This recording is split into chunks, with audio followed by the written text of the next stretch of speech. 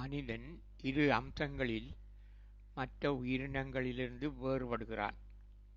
ஒன்று கண்ணுக்குத் தெரியாத ஞானக்கண், அடுத்தது மூளைக்கு புரியாத ஆறாவது அறிவு.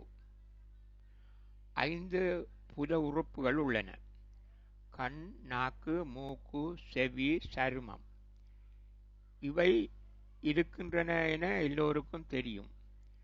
இவற்றினால் பெறப்படும் அனுபவம் அறிவு என குறிப்பிடப்படுகிறது. இன்னொன்று மூளைக்குள்ளே மூளைக்கே தெரியாமல் மறைக்கப்பட்டுள்ளது. அந்த அறிவு ஞானம் எனப்படுகிறது. தொட்டால் மூளைக்கு தெரியும், நக்கினால் மூளைக்கு தெரியும், பார்த்தால் மூளைக்கு தெரியும், கேட்டால் மூளைக்கு தெரியும். கடவுள் இருப்பதையோ செய்வினைதான் மறுவடிவில் உன்னிடம் வருகிறது என்பதும் மூளைக்கு லேசாக தெரிவதில்லை. கடவுள் கண்ணெதிரிலே இருக்கிறார், கண்ணுக்கு தெரிவதில்லை. உன் ஆன்மாவே கடவுள், அவரை உனக்குள்ளே பார் என்றார். உனக்குள்ளே பார் என்றால் மூளைக்கு இலகுவாக தோன்றவில்லை. சக்தி காந்தத்தில் இருக்கிறது என்றால் அது விளங்குகிறது.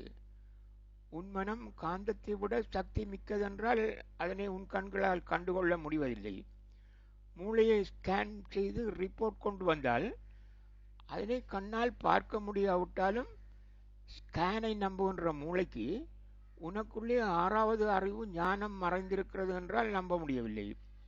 மூளைக்குள்ளே கட்டியிருப்பதை ஸ்கேன் ரிப்போர்ட் வரும் வரை காத்திருப்பது போல உனக்குள்ளே ஞானக்கண் உள்ளது, உன் மூளைக்குள்ளே ஞானம் மறைத்து வைக்கப்பட்டுள்ளது என்பது தொடர்பான ரிப்போர்ட் வரும் வரை காத்திருந்தால்தான் விஞ்ஞானிகள் உங்களுக்கு கடவுளை காட்டுவார்கள். அது உன் ஆயுட்காலத்துக்குள்ளோ அண்மை காலத்துக்குள்ளோ முடியாது. அந்த ரிப்போர்ட்டை கொடுக்க இதுவரை விஞ்ஞானிகளுக்கு வளர்ந்திருக்கும் சிந்தனை ஆற்றல் போதாது. அவர்கள் அடிமுடியை இன்னும் காணாத பிரம்மாவும் விஷ்ணுவும் மாதிரித்தான் இருக்கிறார்கள்.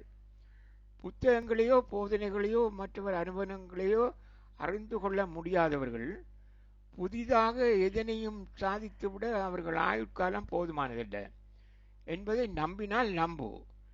மெய்ஞானிகள் அந்த கண்ணுக்கு தெரியாத ஞானக்கண்ணையும் மூளைக்குள்ளே மறைத்து வைக்கப்பட்டிருக்கும் ஞானத்தையும்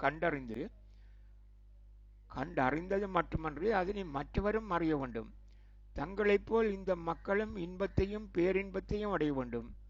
அத்தோடு விரும்பினால் இல்லற இன்பத்தையும் குறைவின்றி அனுபவிக்க வேண்டும் என எண்ணி தன்னை அறிவது எப்படி என்பதற்கான கணித சூத்திரத்தையும் அதற்கான இயந்திர பொறியையும் உங்களுக்கு இலவசமாக சுயநல நோக்கமின்றி தர வந்துள்ளார்கள்.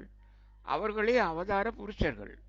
அவர்களை நம்பாதவரை நீங்கள் கடவுள் உங்களுக்குள்ளே மட்டுமல்ல தூணுக்குள்ளும் இருக்கிறார், துரும்புக்குள்ளும் இருக்கிறார், குடத்துக்குள்ளும் இருக்கிறார் என்பதை நீர் எப்போது உணர்வாய்?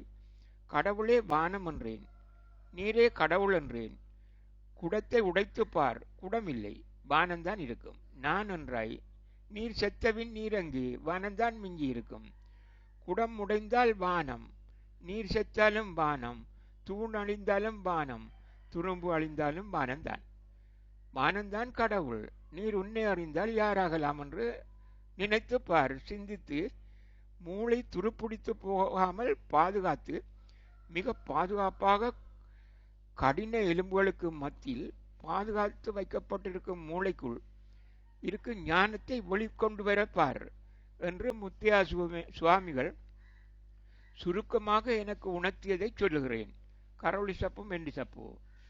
என்ன தீர்மானமாக இருந்தாலும் நல்லதை நினை, நல்லதை செய், நல்ல விளைவே உனக்கு கிடைக்கும்.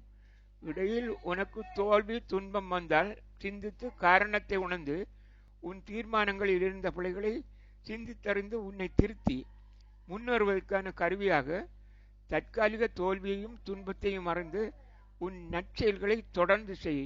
கடவுள் உனக்கு நல்ல வாய்ப்புகளை காட்டுவார் என்பது முத்தியா முனிவர் கருத்து.